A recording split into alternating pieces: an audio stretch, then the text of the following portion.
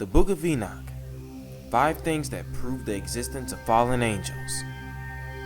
In this video, I'm going to show you 5 things that prove the existence of fallen angels. Fallen angels are believed to be beings or spirits descended from the heavens to have children with mankind. The Book of Enoch explains this reality of interdimensional romantic relationships that took place on the earth between angels and mankind. The Book of Enoch explicitly states that the offspring of angels and humankind, aka the Nephilim, aka the giants of old, would be the evil spirits that roam the earth upon death. And there's reason to believe that such unions are still taking place, even if the gene pool doesn't necessarily result in people becoming giants. For we wrestle not against flesh and blood, but against principalities, against powers, against the rulers of darkness of this world, against spiritual wickedness in high places. Ephesians chapter 6, verse 12. Number 5. The Book of Enoch, as well as the first book of the known Bible, Genesis, speaks about fallen angels impregnating human women on the earth, taking wives from the daughters of men. These fetuses in the wombs of these mothers contain genetic mutations that were very much different from most people, resulting in the abnormally tall people that we refer to as giants. Through excavation and archaeological research, the existence of giants has been proven to many skeptics. There are skeletons, as well as paintings of giants on the walls of ancient structures and cultures all over the world. Though giants aren't necessarily being born on a regular basis anymore, there is still reason to believe that fallen angels are still having children on the earth. Number 4. Even if the offspring doesn't grow up to be giants, it has been proven that there are different genetic mutations in humans that lets us know that there was a foreign DNA introduced into man's bloodline from some other unknown outer world species. If you look at certain humanoid creatures that have existed, you'll see that they look very different from the original African human that has proven to be the common ancestor of all human species on Earth. It makes you question the existence of other races. Number 3. People claim that giants and sorcery never existed, but there is archaeological evidence that proves that the existence of giants and ancient sorcery would have been necessary for the building of such magnificent, enormous buildings. Hey guys, this is the world-famous Kailasa temple at Ellora, and let's look objectively into who could have built this amazing structure. By the end of this video, I hope you will agree with me that our history is completely wrong, and that this temple was built by a very advanced civilization. What's so special about this temple? This temple was not constructed by adding stone blocks, but an entire mountain was carved to create this temple. This is the only temple in the whole world where a mountain was cut out from the top to create a structure. In all other temples and caves, even in Ellora and rest of the world, the rock was cut from the front and carved as they went along. The whole world has followed a rock cutting technique called cut-in monolith, while Kailasa temple is the only one that has used the exact opposite technique called cut-out monolith. To see why this rock cutting technique is so different, let's take a look at this pillar that's over 100 feet tall. Notice how small human beings look when compared to this pillar. Normally, to create such a huge pillar, it would take years of work carving accurately on a huge rock. But this pillar was carved by scooping out all the pieces of mountain around it. You can imagine the amount of rock which has been removed to create this pillar. Historians and archaeologists are confused because of the sheer amount of rock that was removed in this temple. Archaeologists confirm that over 400,000 tons of rock had to be scooped out, which would have taken not years, but centuries of human labor.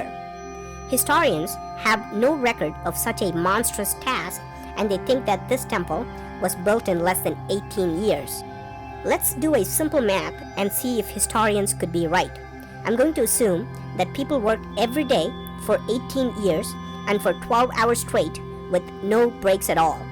I'm going to ignore rainy days, festivals, wartime, and assume that people work like robots ceaselessly.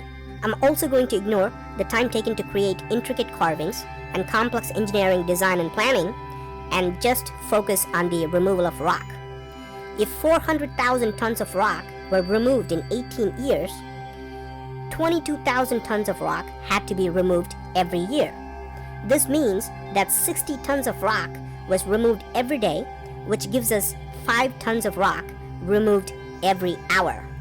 I think we can all agree that it's not even possible today to remove 5 tons of rock from a mountain every hour, not even with the so-called advanced machines we have.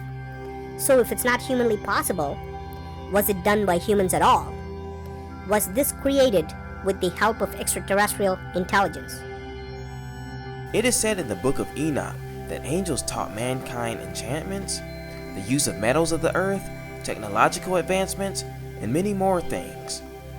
The bricks used for many ancient structures all around the world are enormous, and their size alone makes them impossible to be moved by the most advanced of modern technology today. Many atheists attribute the creation of the magnificent ancient structures to extraterrestrials from other worlds, aliens. But I believe that it was the existence of fallen angels and evil spirits of heavenly origin fallen from their once glorious state. Number 2. It took the Earth thousands of years to reach a population of 1 billion people. Then in the past 100 years, the population skyrocketed, reaching past 7 billion people. This sudden dramatic increase in the world population can only be attributed to some type of outside influence. 4 billion of that population is attributed to the Asian race. To top it off, technology seems to have skyrocketed over the past 100 years to a place that wasn't known by mainstream society in ancient times. Last but not least, I'm going to read a removed biblical text account of what took place during the birth of Noah and the implied physical description of the fallen angels. The Book of Enoch, fragment of the Book of Noah, chapter 106, quote, "And after some days, my son Methuselah took a wife for his son Lamech, and she became pregnant by him, and bore a son.